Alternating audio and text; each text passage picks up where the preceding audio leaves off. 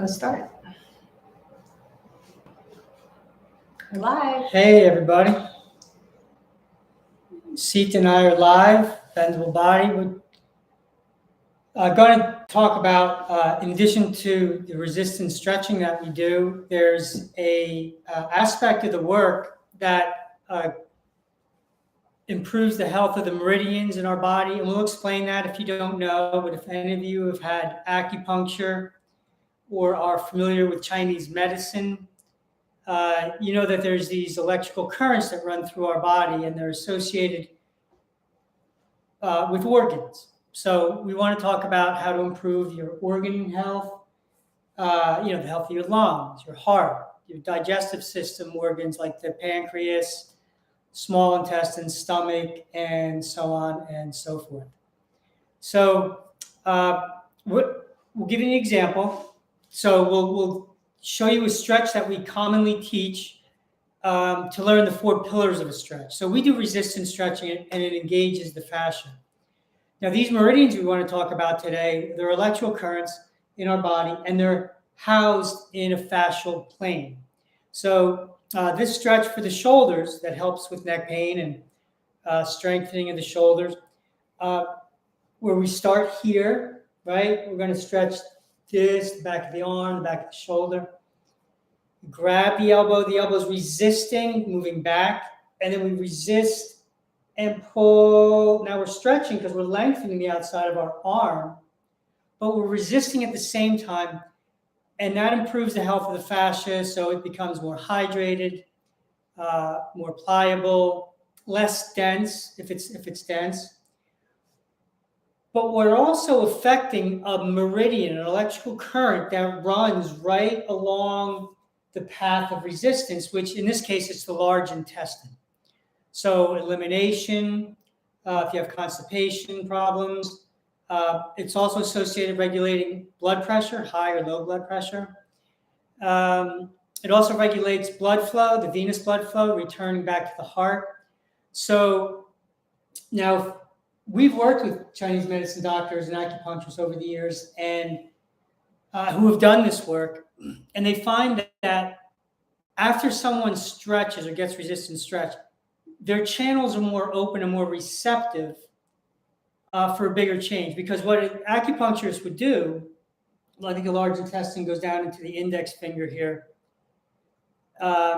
they would put needles along points in this large intestine meridian to stimulate the electrical current to improve the health of the large intestine, if that's what, in fact, you were working on. And that's our example today.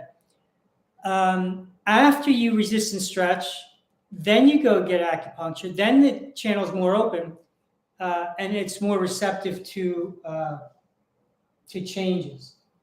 I don't know about you, John, but one thing I've noticed when I get acupuncture is they don't tend to, it's very rare. I can only think of 2 practitioners I've ever been to that put needles in the meridians on the back of my body. They tend to put them on the front of the body. Maybe you can talk a little bit about that, like why they don't, put needles in the tissue in the channels on the back of the body. Generally speaking, the back of the body has denser tissue than the front of the body. The front of the body, you can be very, very tense, and barring any individual traumas, like the hamstrings, they're just by design dense tissue, the back of the shoulders. So to put needles in that tissue, it would be more difficult to get to stimulate, say, the bladder meridian on the back, skin meridian on the back, and the shoulders. So they do seem to be more effective when they apply the needles to the front of the body. I think this is a really good moment to point out that the meridian channels reside in fascia, which is why we can have an impact on organ health and stimulate the flow of chi or energy through a meridian through stretching, because we're targeting the fascia, right? So when we stretch a muscle group that channel primarily goes through, you're changing the fascia that the channel resides in, and it naturally opens up a bit more, which is why John just said, if you happen to go get acupuncture after stretching, you're probably going to get a better result. But separate from that, even if you don't get acupuncture, you're going to open up that meridian channel and stimulate that organ and all the physiological functions associated with it. And it's one of the, I don't want to call it a handicap, but one of the reasons that, acupuncturists don't have as much success needling the back of the body is because they're not changing the fascia. Whereas if you start to resist and stretch, you've got a leg up on that, and you can change those tissues on the back of the body. I think it would be really helpful for people if we went through the 16 meridians associated in this system and organs and just areas of the body. I mean, I don't think you'll remember them. 16's sort of a long number, but it's not that many. And that's really how we're thinking about it. 16, 8 in the upper body, 8 in the lower body, which is 2 more primary meridians than in traditional Chinese medicine in this system. You want to go through those? Sure.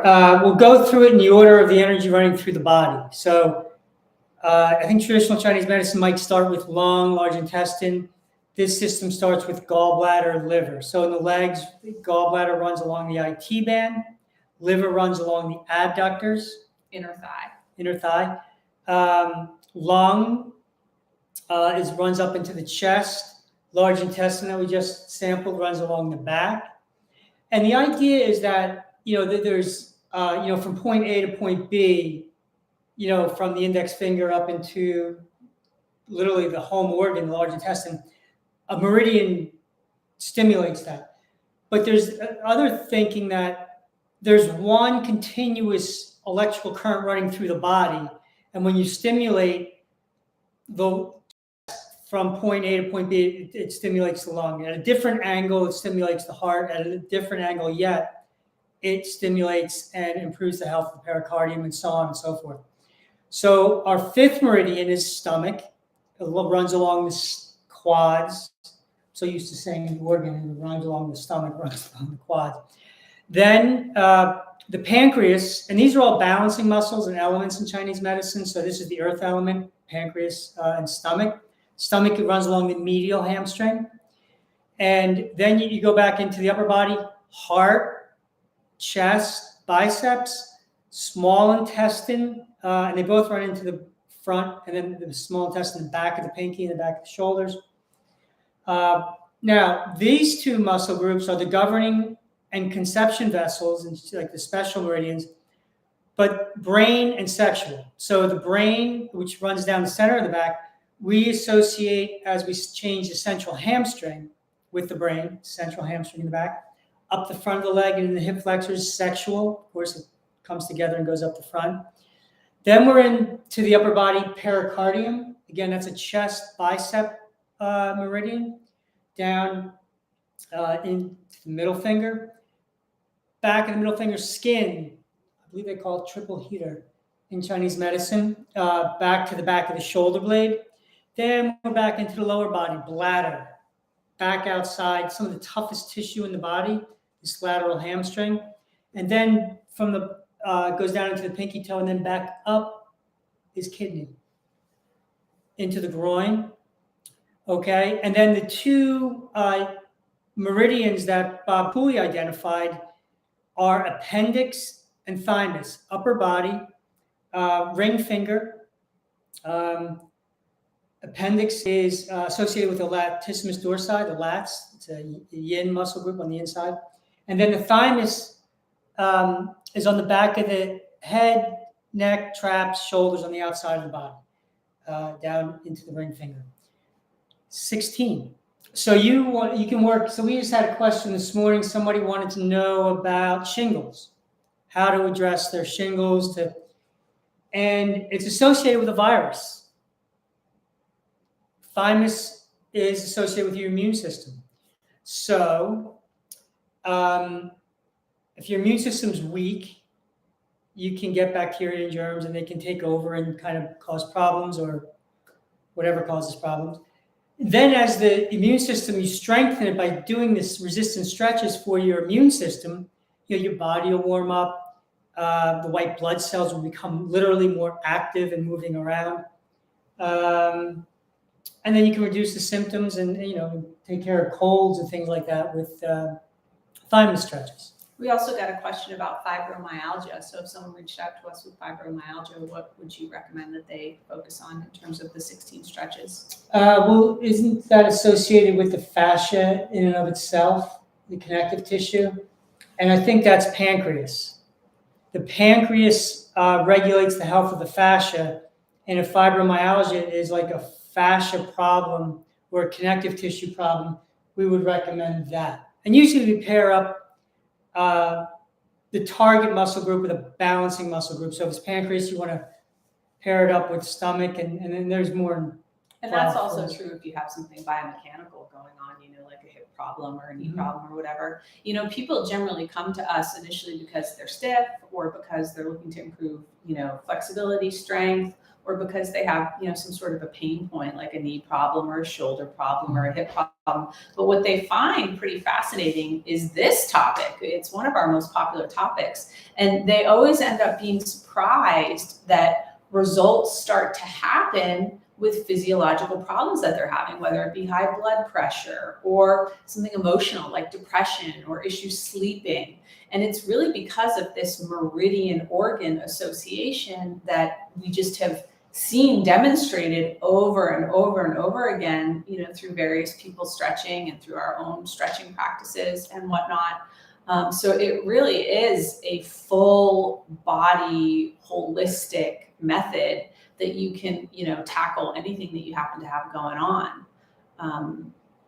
And so that's, one of the cool things. I think another part that is really interesting is, we have many stretch routines that we teach that target different things like sleep or, metabolism or knee pain or hip pain or, specific ailments like frozen shoulder or, a labral tear, something like that. We have all these routines. But another routine that we have that's really, really popular and very satisfying to do is what we call a full body flow. And that's when you cover all 16 stretches within the meridian energy cycle. And also you're covering all 16 muscle groups within your body, and you go from upper to lower body. And it's really a wonderful way to stretch. You've certainly had great experiences with doing full body flow. Flows are great. Flows are great. Because you get your whole body stretch, all the major muscle groups and all the directions, forward, backwards, side to side, the diagonals. But while you were talking there, it's really all about the resistance. The resistance changes the fascia, and that's where the results come. And you don't have to resist maximally 100%. You want to resist fully through whatever range you're stretching in, because you're in a safe zone. You won't overstretch. There's no pain in the stretching. People come to us with, like you said, some kind of pain points where they're unable to make movements or even throw a football or, make simple. Yet you can resist with a great amount of force because the fascia, it suspends your joints in space. So you can change the fascia and without it hurting. But back to the full body flow, great way to feel every day. And you can do 3 to 6 reps per muscle group, per arm or per leg. And that'll just get you going and feeling good. It's something we recommend for the members within most programs that we recommend, at least once a week. Just give your body a whole. It's also a great way to familiarize yourself with your body because, in this method, we're asking you to interface directly with fascia, and it can be a confusing tissue, especially in the beginning when you first get started, because it doesn't have a lot of sensation. It has resistive force, but we're used to sensations in the body. Like if we lift weights or we stretch or we do anything, we feel a sensation, and that lets us know that something's happening. And you don't always feel an internal sensation directly in the area that you're stretching when you're doing resistance stretching. And that's because it's targeting that fascia. And where it's really dense and unhealthy, there's practically no sensation. And that can be really disconcerting for people in the beginning. They're confused. Am I doing it wrong? What am I doing? Etc. And so when you do a full body flow, it gives you an opportunity to feel the different levels and versions of fascia health in the different areas of your body and get perspective on that, so that you can start to understand and have a relationship with your fascia, which is really important if you're going to keep going doing this method and really change it. Yeah, and all the muscles are designed very differently. Very, very different stretching your hip flexor with resistance versus stretching your central hamstring with resistance, in terms of the breathing pattern. But like Sita said, you become familiar with your body. In addition to the general, generalities, the dense fascia on the back of the body, the tense on the front, and so on and so forth, you may find there's areas of your body that are, have dense tissue on the front that you didn't know about and that you didn't have any symptoms or anything. And then you get to work on them and feel better from that. You also discover, muscle groups you really like to stretch and ones you just can't wait to be over with. And that's very informative as well. Obviously the ones that you don't want to stretch are probably the ones that need the most attention, but you work up to that. It's not something you have to be too stressed about right in the very beginning. Just keep a mental note that you don't like that, and that might be something good to do. I think one thing that's important to point out, and this is not black and white, it's definitely gray, but if you have something serious going on, physiological, like something going on with an organ or whatever, we generally speaking consider that to be a deeper problem, and so it could take more stretching. It could take more focus on that area versus if it were just a biomechanical, like a joint problem or something. Any kind of anecdotal experiences or examples that you'd like to share about that, just to kind of connect people in? Well, so the quality of the tissue, meaning like say the fascia we're talking about, if it's like kind of super healthy and you're just a little tense and it feels tight, you could do a set or two and you're good to go.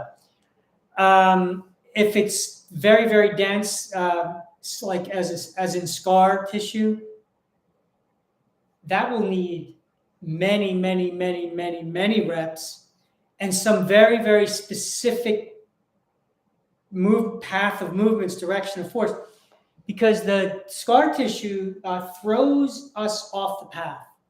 It's absolutely keeping us out of alignment, throwing off our gait, throwing off our movement, our arms, shoulder, torso, hips, everything. So we just need a lot of reps, a lot of focused movements, and a lot of resistance. And then how about what I was asking about, an organ problem versus like a biomechanical problem? The amount of time that you might need to spend if you've got something physiological going on, like say, for example, Lyme or high blood pressure. Well, if you get to, if you get to it quickly, like, some people years ago came to the studio, the few that I remember were young kids. They had recently got it. They were teenagers, and they came out of it relatively quickly. They were back performing at their sport very quickly. But then there was somebody who came to us. They were probably in their 30s, and they had it since they were a teenager. Lyme, and so that was deeper. A lot more work, a lot more repetitions, a lot, that kind of thing. So two people can have the same diagnosis, but how long have they had it, and how deep is it penetrated? So you want to be conscious of that as well. But we got a great community with the Bendable Body Gang here. Speaking of community, we got a question before this on social media. Someone was wondering, how we feel about other fascia methods, things like the fascia blaster, just other techniques that change fascia, pairing it with Bendable Body. You want to talk about that a little bit? Well, Ida Rolf, I think, was the first one to identify fascia and to physically manipulate it and work with it. Her and her son, she was working on something to help with their bodies and physiology. And she taught a lot of people, and the Rolfing method happened. And so that's manipulation of the fascia from outside the body. They're pressuring in. Very helpful in a lot of cases. Again, the fascia blaster is something that you apply from outside your body. So there's a lot, it's very sensation based. You absolutely feel it. It's really kind of intense. But like Sita was saying earlier, when you resist and stretch, it's an internal phenomenon. You're resisting from the inside and the fascia is engaging and grabbing. So there's very little to no sensation. Okay. So like there's no pain involved, and that's great. But what's happening with resistance stretching that bendable body does versus the other fascia methods that we're aware of, your muscles are developing simultaneously. You're getting stronger than you would if you lifted weights. You're getting faster than you would if you did any other kind of stretching or any other kind of exercise. There's also two resistive forces. There's the Mhm. force of your internal resistance and the force of the movement against it Mhm. versus, a method that's coming from the outside in just has one force. Right. The force is exponential in this. And so the results are also. But, we encourage people to do anything that works. Mhm. We don't have biases against any methods if it works for you. If you're asking if we're like out there getting involved and doing fascia blaster in addition to resistance stretching, we aren't. We've tried some of these things certainly on occasions, but they're not part of our regular practice. We find resistance stretching to be sufficient. But yeah, if it works for you and you want to pair them up, it's certainly not going to do any harm, assuming it's not. And I don't see why they wouldn't make one another better. Well, we talked about acupuncture and how the meridians are changed. Perfect example. So if you resist and stretch, you'll get a better acupuncture session. Right. We've heard that from people. Clients have told us that. Same thing with chiropractic. They want to get your spine in the right alignment, your bones in the right alignment. And it's the fascia that keeps bringing us out of alignment or keeping us out of alignment. And the change is temporary. You start resistance stretching, and then you go for your chiropractic adjustments. They're deeper and longer lasting. Yeah. So you want to think about it in terms of that, and so and for recovery too. Now that we're, I'm thinking of the athletes who really work their bodies extremely hard. You think as you get older, I mean, it could be in college, and your recovery starting to take longer and longer. Resistance stretching will help with recovery, and that's really important for the body to age well and to heal well in the short term. Maybe we can whet your appetite for another topic on another time. Today we talked about organ and, touched on some of the physiological associations with organs and stretching and the meridian channels, but there's another level. There's an emotional concomitance or association with stretching. In very specific ways, you can address things like depression or, addiction or stress or anger with specific stretches. And so that might be a topic I think that you all would find interesting. Maybe we can talk about in a week or two. Next Saturday, we have a free class happening. It's part of our current free flexibility training that's going on right now, which is really amazing. It goes through November 20th. It's 3 pre-recorded videos you can watch on your own time. We've got a live webinar happening this Tuesday night where we're going to talk about our membership and go over some of the things that we taught in the first 3 videos and also do some stretching, answer questions. Then on Saturday, the 19th, we've got a free class, which is going to be really focused on stretching. We're going to just start right away stretching. And then we've got some surprise visitors coming. So that'll be nice. Sunday or Saturday? Saturday. Saturday. Yep. Saturday. And then the membership's going to open for enrollment on Tuesday. It'll be open Tuesday through Sunday. And we have an incredible community of about 700 stretchers, over 200 videos on demand that target everything you can think of, weekly live events. So it's a really thriving community with amazing resources. You have daily access to John and I. We prioritize our members. So it's a great way to get started. Yeah, if you're ready to make the commitment and you want to go after your body and your organs and the deeper associations, we're here for you. Yeah, and you can sign up for this. You can still sign up for the free flexibility training. You'll get everything emailed to you right away. The links are pretty much all over the place. You can go to our website. It's all over our Facebook feed and just about every post that's there. Same thing with Instagram. Same thing with YouTube. Yeah, so if you're wanting to get that content, just go ahead and sign up right now, and we'll email it over to you, and you can get started. But this was nice, and we hope to see you guys next Saturday.